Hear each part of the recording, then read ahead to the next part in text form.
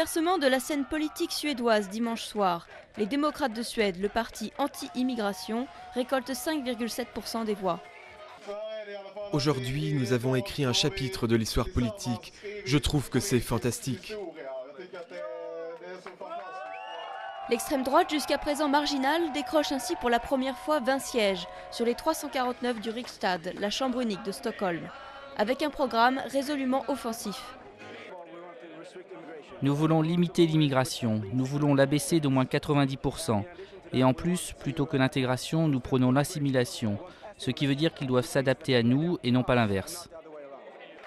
Les démocrates de Suède deviennent ainsi les faiseurs de roi de ces élections législatives, car avec 49% des suffrages, la coalition de centre-droit sortante manque de 3 sièges, la majorité absolue. Mais Fredrik Reinfeldt, le Premier ministre actuel, a martelé qu'il ne s'allierait pas avec l'extrême droite, ce dont les nouveaux députés doutent. On joue ces cartes différemment avant une élection et après. Je pense donc qu'ils seront prêts à dialoguer avec notre parti. Dimanche, les électeurs étaient sous le choc, mais prenaient la percée attendue de l'extrême droite avec philosophie.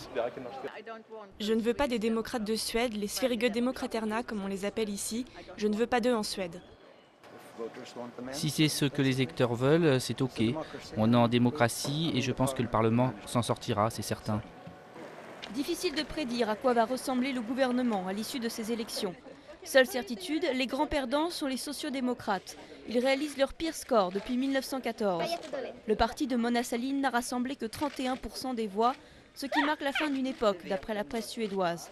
Les sociodémocrates ont en effet gouverné durant l'essentiel du XXe siècle, en bâtissant l'un des États-providence les plus généreux au monde.